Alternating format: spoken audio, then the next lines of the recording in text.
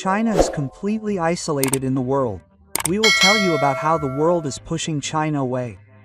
Did you know that in November 2025, Germany, a major European power, completely froze relations with China? Even after half a year had passed since the MERS administration took office, neither Xi Jinping nor the Chinese government visited Beijing. The planned release of de Gaulle's foreign aid package was officially cancelled, and China responded by refusing to even commit to talks with anyone other than the Chinese government. This is not just a postponement of the diplomatic schedule, but a clear signal that Germany, Europe's largest economy, is beginning to completely abandon China. However, this is just the tip of the iceberg, and China-China rivals are rapidly forming around the world. The United States has increased its tariffs on Chinese products to 145%, launching a full-scale economic war, and in the South China Sea, the Philippines is refusing to concede an inch of its territory and is preparing for a full-scale war. In October 2025, a Chinese ship collided with a Philippine ship and launched a missile. India has been moving to exclude Chinese products, even at the risk of economic losses, following the explosion of the Galwan warning letter and the pursuit of China in 2020. Laws against China are being simultaneously established in all regions of Europe, North America, Asia Pacific, and the world.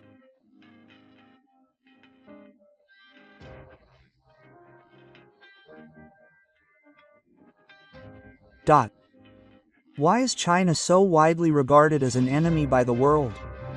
The turning point in China policy in Europe was the incident involving the small country of Lithuania.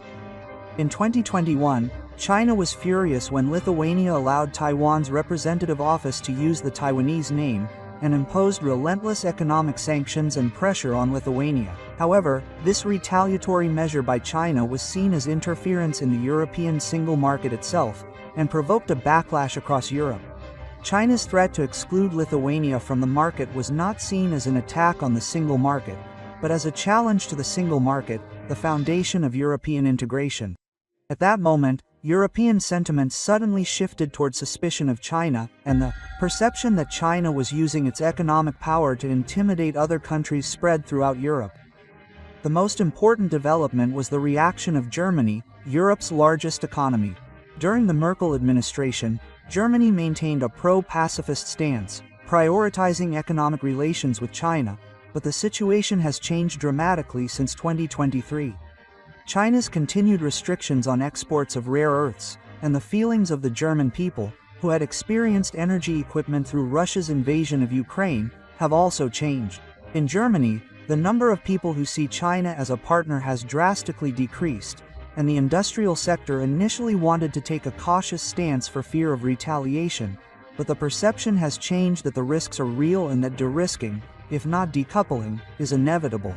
The company Rarebach has stated that Germany has changed and its China policy has also changed, and has strongly warned of the dangers of technology transfer. As of November 2025, Germany under the Merkel administration has completely restructured its China policy, with a planned release of the ADEFU foreign exchange grants officially cancelled and China not even committing to any step other than foreign exchange grants. The state of relations between the two countries is obvious to everyone. What is even more noteworthy is that this move has spread throughout Europe, with Taiwan's vice president visiting Brussels at great expense to give a speech at the European Parliament, and the party's frontrunner giving a speech in Berlin. These are not just diplomatic gestures. They are a clear statement of Europe's intention to position Taiwan as a member of the democratic camp and to not subject it to pressure from China. Treating economic security on the same level as national security is no longer common sense in Europe, and since such caution directly leads to political risks, calm analysis and realistic policy judgment are essential to protecting sovereignty. Europe's moves are not just diplomatic pressure, but also show the world that China has a code of conduct that is unacceptable to the international community. Furthermore, in 2025, when the Trump administration 2.0 began, the US-China conflict entered a new phase, with the US raising the additional rate on imports from China to 145%. This can be said to be a measure that is tantamount to a complete economic siege that far surpasses the war during the first Trump administration. Treasury Secretary Ted has shown the world that China's confidence is evil. While willing to cooperate with countries and regions that did not retaliate, it has taken a confrontational stance towards China, and this contrasting stance represents a clear US strategy, which can be said to be a strategy to isolate China. In fact, The US's tax policy towards intermediate countries is not aimed solely at China, and high tariffs of 46% have been set on Vietnam and 49% on Cambodia. This is because both countries are seen as bases for China to evade US tariffs, and by taking strict measures against countries that cooperate with China's shipping convoys, it is trying to completely block China's escape route. According to ITAR, Vietnam has proposed in talks with the US that it will thoroughly crack down on Chinese products exported via China and strengthen export regulations. This is a structure in which Vietnam is seeking a reduction in overall tariffs by offering to cooperate with the US, and is evidence that each country is feeling pressure to choose between the US and China. China's response has also intensified, and when the US announced a reciprocal tariff of 34% on China announced that it would retaliate by imposing a similar tariff on imports from the US.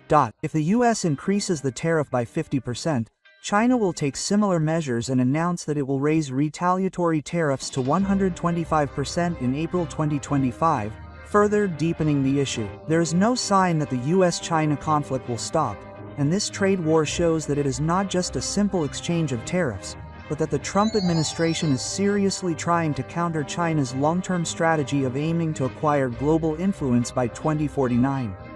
The 100-year plan promoted by China's chairman of the People's Republic of China aims to acquire global influence by outdoing the US not only economically but also militarily, and the plans of the Trump administration's pro-China personnel are based on this recognition. The seemingly radical mayor's proposals such as the annexation of Greenland to the US and the transfer of control of the Tiananmen Canal to the US are actually considered countermeasures against China's expansion. This is a manifestation of the sense of crisis over China's steady expansion of influence not only in Asia and Africa but also in everything else through its One Road initiative. Economic data also shows the reality of the coupling between the US and China, with China, which had previously been the top importer of goods from the US by country from January to June 2025, suddenly falling to third place and expected to be overtaken by Mexico and Canada. Multinational corporations are increasingly moving to diversify their supply chains from China to new countries other than China. The coupling between the US and China is now inevitable. In the South China Sea, resistance to China's deployment is at the forefront, with the Philippines at the center of it all, with President Bongbong Marcos stating his determination not to concede an inch of territory. Furthermore, the country is actively opposing China, backed by its alliance with the US and its security network with Japan and other countries. On October 12, 2025, a Chinese government vessel collided with a Philippine government vessel near Pasay in the Nansha Islands in the South China Sea. It is said that the Chinese government first launched a water bomb, and 3 minutes later, the same Chinese vessel collided with the Philippine government vessel. Although it caused significant structural damage, fortunately no injuries were reported. The Philippine National Assembly strongly condemned China's aggressive and illegal actions, urging appropriate diplomatic measures. Meanwhile, China has made the opposite claim, blaming the Philippines for the Philippines' dangerous approach to Chinese vessels, ignoring repeated and stern warnings from China. Collisions between vessels from both countries have been frequent in this area, with the February 2025 incident being particularly serious. A Chinese People's Army helicopter approached a Philippine Fisheries Department aircraft to within 3 meters of it in the Pacific Ocean, forcing the Filipino pilot to warn that it was approaching too close and extremely dangerous. This was clearly an act of intimidation and a dangerous provocation that could only lead to an accident. The true nature of China's South China Sea operations was revealed in a report by the Washington, D.C.-based Queen's Center for the Study of the Sea. The Chinese Communist Party has been conducting patrol activities in the South China Sea using bases and fleets established in the region, and patrol activities have been increasing since mid-2023 and have been on the rise since 2024. China's intrusions and threats continue to this day. The Philippines' response has been firm, and on February 4, 2025, the Chinese National Defense Force protested against the joint patrol conducted by the Philippines and the United States in the South China Sea, claiming that it undermined peace and stability in the South China Sea. However, the Philippines has further strengthened its alliance with the United States. In April 2023, the Philippines held the largest ever joint military exercise, Balika, involving approximately 17,600 personnel. More importantly, security cooperation with Japan has progressed rapidly, and in 2024, the Philippines ordered the Philippine Coast Guard to conduct a pure-play warfare exercise. The Philippine envoys to China and the Philippines, ambassadors to China, have often stated that as the situation surrounding the Philippines continues to deteriorate, the Philippines is at the forefront of safeguarding our shared interests and a rules-based maritime order. The Japan Joint Maritime Line has also become a target for China. In July 2016, the Hague Tribunal ruled against China's test claims in the South China Sea, but China has not accepted the ruling and has stepped up its military construction and activities in the surrounding area. The stability of the South China Sea, through which about 30% of the world's maritime logistics pass, has a major impact on economic activity in Asian countries including Japan, and at the same time, it has geological importance that is closely related to the security of the Taiwan Strait, and the Philippines' thoroughgoing warfare is aimed at protecting the international order based on the rule of law. Furthermore, Japanese Prime Minister Gao Yi's remarks regarding a Taiwan emergency have brought new tensions to Japan-China relations. Until now, the Japanese government had maintained an ambiguous stance on the Taiwan issue, but since the Gao Yi administration came to power, it has shown a more determined stance. This international isolation of China can be said to be the result of a strategic failure in its efforts to collect funds. However, rather than simply being happy about this, Japan is being asked to demonstrate its vision for the kind of international order it will build at this historical turning point. The channel's impression is that the world is now forming a Chinese culture, and Japan should also take concrete action. I have high hopes for Prime Minister Gao Yi. I love Japan. Please let me know your thoughts if you like. Thank you for watching until the end. See you in the next news.